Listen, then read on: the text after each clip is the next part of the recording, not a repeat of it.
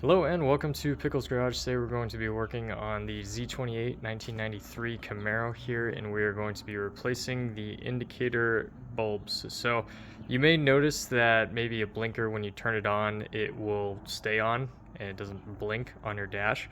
Usually that means that one of the bulbs is out or there's a short somewhere. So I know just from indicating and stepping out that some of these bulbs are out.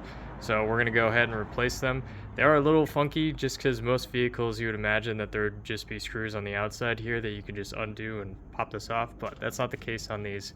It is a little different on both sides. You can do it the same way on both sides, but I'll show you a couple different ways just to make this a little easier. Now there are going to be two total bulbs. There's going to be a little tiny one and then a much bigger one, so I'll show you each of those. So for the small ones, you have these 194, and they are going to look like this. You can get them pretty much everywhere, and they just pop into place. So I'll show you down here how to access this, but you're going to need this. And then the other bulb is going to be a little bigger. I'll get you the code here in a second. Okay, so starting from the passenger side, we're going to go on here, and there's going to be a bit of an access panel here.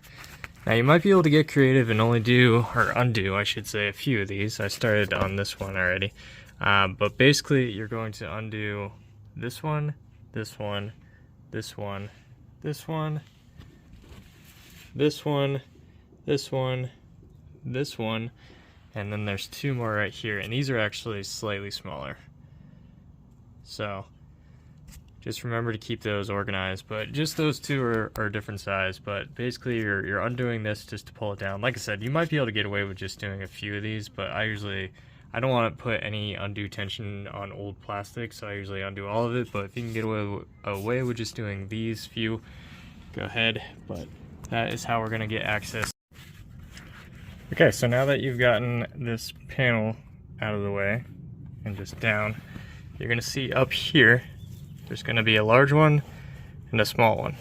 And so for the large one, you see that tab right there that my shadow is kind of pointing at?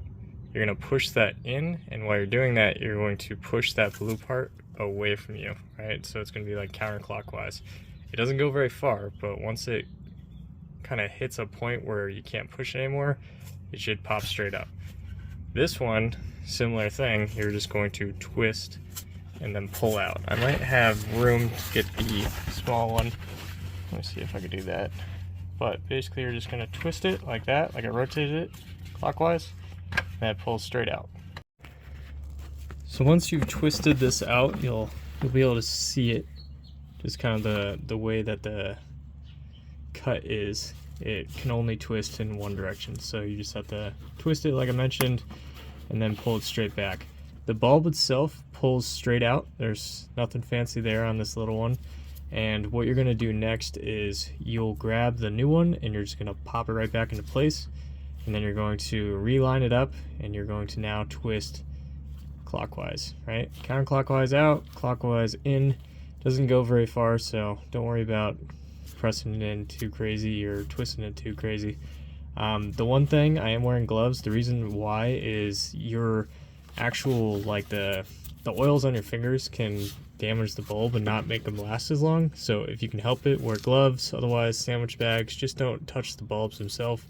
So I'm gonna go ahead and pop that in, twist this back into place, and then we're gonna go to the large one. Now for the large one, it's going to be, focus. I'll read it off if not, but it's just going to be this 2057, and then LL is the specific type on this.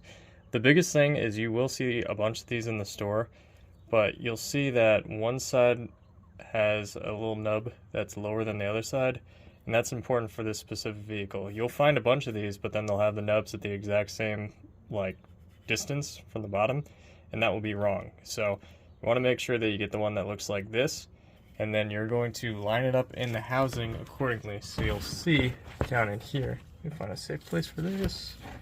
So you'll see down in here, one of the grooves is lower than the other one, right? And so the one that has the lowest depth groove you're going to put the lowest peg in. So in this case, it's lined up like this, and then it twists in ever so slightly.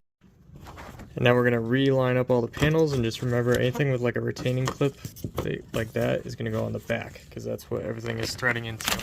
Oop. So you're gonna reline up all those, and then just remember the different sizes of the bolts. Now for the driver's side, you could basically do the same thing.